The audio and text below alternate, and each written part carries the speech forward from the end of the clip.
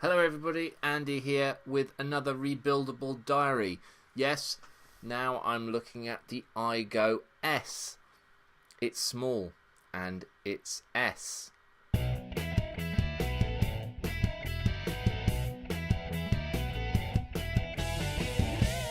I picked this up from Vape Gear and it's $11.99 and it's absolutely teeny tiny. So there it is atop the eVic and it's very small. Now here is the IGO-L and there's the IGO-S. So very much more narrow, a little bit shorter, much smaller. It's the S. So one thing that springs to mind when I come to think about rebuilding this, making the wick, is that it's going to be smaller on the inside, hopefully. Otherwise that would be very strange. They'd have to call it the IGO TARDIS, wouldn't they, if it was bigger on the inside. But yes, it's performing really well.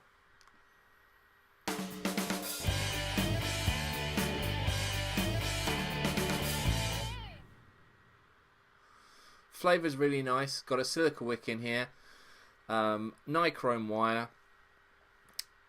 and I'm going to have to take it apart to show you how to put it back together again. There's a little teeny tiny wick. I tried to wind the wick round the posts, but it just wouldn't work. Let's give it a vape.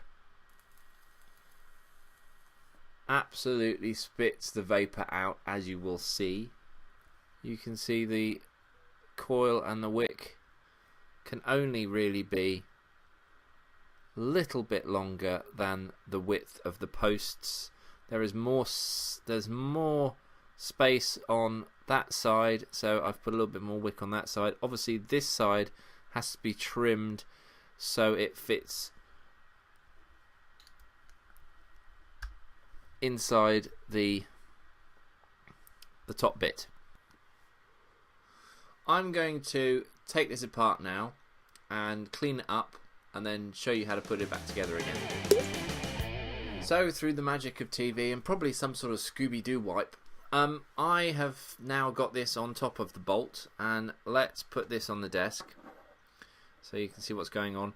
I've only got it on top of the bolt because it enables me to keep it all steady. I haven't got one of those fancy Cyan mod bases yet. Right, so as you can see, it is rather small in there, and when I've put this together first time, you know, I was questioning where the wick can go, but as you would have seen from the beginning of the video, it does actually work, and it's a really good little dripper. So let's build this little monkey. Right, so the first thing is, obviously we need to wind the coil round the wick. Now I've got a length of silica here and I've got a length of nichrome. I've got way too much of both, but this is also where I found that my helping robot hands come into their own. Now this is just my technique. Don't feel as if you have to follow this. If you're amazingly good at winding wicks just round loose silica, then go for it. But what I do is I get that as tight as these little grippers will allow, and I do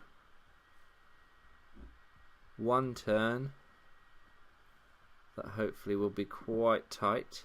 Obviously I'm having to keep the coil really quite tight together because inside that the posts are so close together. And I'm just going to use my thumbnails just to straighten up a little bit, and I'll show you what we're left with. A reasonably tight coil on silica wick that is going to be cut to about that length. So now all I've got to do is put it in. I say all, it's very fiddly in there. Now I keep my wires long and try and get rid of any kinks and get them as straight as possible. Now anyone who's worked with nichrome wire will know that it's, once you've run it, if you run it through your fingers, it turns into a spring. See? springy and not really conducive to getting into a connector. So the thing that I've found that helps with that is a lighter. Now if we run a flame over these wires, yes, they will still be curly whirly, but where we see them glowing red, you will see that they are then black. Right, now if I do the same thing and straighten them out, you haven't got that same amount of springiness in the wire. They're much more pliable and compliant. So that now means that I can now trim that off. I don't really go much shorter, maybe half an inch of the wires. So what I'm going to do now is try and put these tiny little wires through these tiny little holes in this tiny little dripping atomizer and hopefully have big vapor. That's the idea. Anyway, so let's get on with it. They're both through, and I find the easiest way to get them is to grab them with a needle nose pair of pliers, and there we go. So the coil is now sitting there. We pull those tight, and all those screwdrivers you got in Christmas crackers suddenly come in useful. This is a tiny little screwdriver, tiny little screws in a tiny little device. So, and then I tighten them down as much as I can. The first time I did this, I found that the screws actually almost cut through the wire. It did on the first one, not so much on the second go. But there we go. So we can see how very tight it is in there, and that there isn't really a lot of space or very much of a lip on this to keep the silica within the body of the device. On the IGO-L, the larger cousin, I tuck the silica wick through the posts and under the silica wick that had the core around it, so I could just get a little bit more in. And you can do that on this if you want to spend the time doing it. What I'm going to do is I'm just going to check my coils, make sure none of them are touching each other. I don't think they are, they're quite tight. And I'm just going to snip off the wick either side. So it's really just going to vape what you drip on it. So it's going to be quite thirsty, I reckon. But that's how I did the last one. And you saw at the beginning of the video that worked okay. So let's do that again, shall we? Snip that off. This one needs to be very close to that coil, actually. So I'm just going to try and get as close into that coil but without touching it and snip it off. There we have it. There's the fruits of our labour. Now what I'm going to do is I'm going to try and just run that round so it just sits within that little groove, combing it lovingly. Okay, so there we go. That's combed in. That one can stay pretty much where it is. I'll just check that for any loose silica.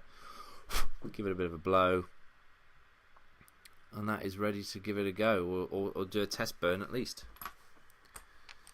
So let's put this back together. So this is just on a standard 18650. Please work, please work, please work. Now we won't see any vapor on this because it hasn't got any juice on it, but there we go. We will see glowing coils. Nice. Okay.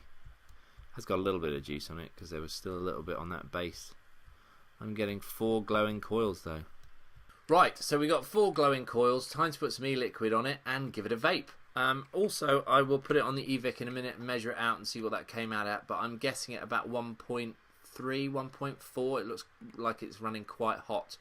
So I'm just going to drop some e-liquid on the coil now.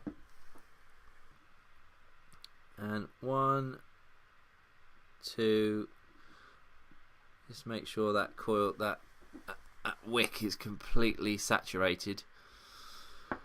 And let's give it a vape. Here we go. That's working. That's working. Great. Okay.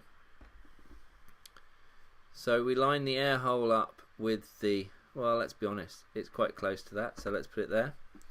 So I've put the air hole just there, So it's sort of running over the coil. Right, let's give it a go.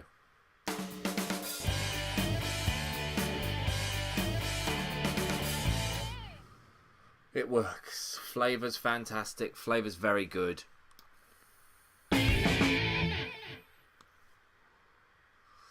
Got a dry hit on that one. That's how quick it's going to crack through that juice.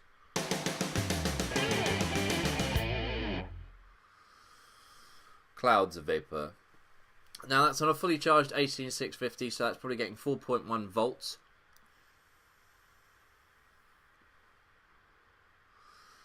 Nice, nice. I'll say it again, as I said with its bigger brother, the IGO-L. If you're not having any luck with rebuildable atomizers that use stainless steel wicks and you're getting hot spots and you're getting trouble, give a rebuildable a go with silica. It's much more forgiving. That's why I like it so much. Now, I haven't really been a massive fan of metal drip tips, but look at this.